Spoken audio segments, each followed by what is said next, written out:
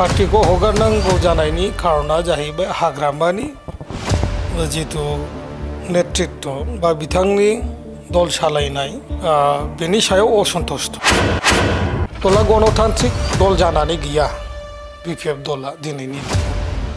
बे हाग्रामानि कम्पानिफोर बायदि जानानै दं राजनैतिक विश्लेषण खालामग्राफ्रा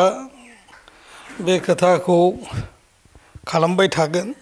नायबायबो थादों जिकुनु पलिटिकल पार्टिया गावखौ रावनिबो सिङाव होननानै लाया कारण जुदि बिथांमोनासे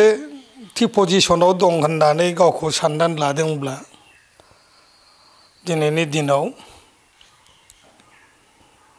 बियो रायजोखौ जास्ट माने ओरैनो रायजोनि समर्थन आदाय आरो माखासे बेफोर ओरैनो माने ब्लाइन्डलि बुंनाय खोथा जागोन आरोखि कारण रायजोआ मिथिगौ देशनि मानसिया मिथिगौ जे बिपिएफ हाग्रामानि लिडारशिपआव जे मानसिफ्रा जे माने खामानि मावनो बा बिथांनि खामानियाव डिसिसनफोराव सन्तुष्ट नङा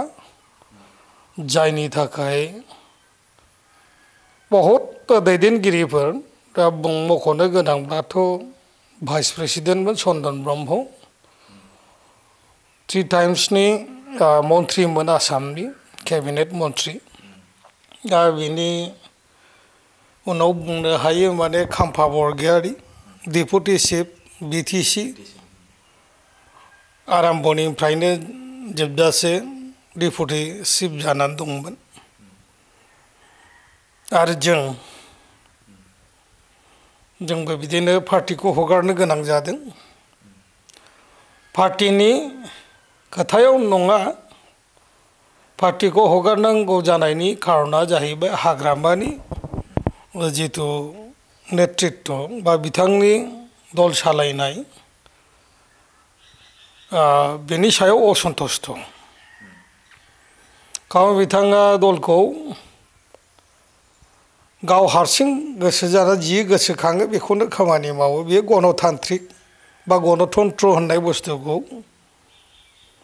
जेबो बुजिया दोलोनि खोथाखौ मानिया नामा दोलोनि खोथाथ' सासेनाबो बेवहाय सोलिया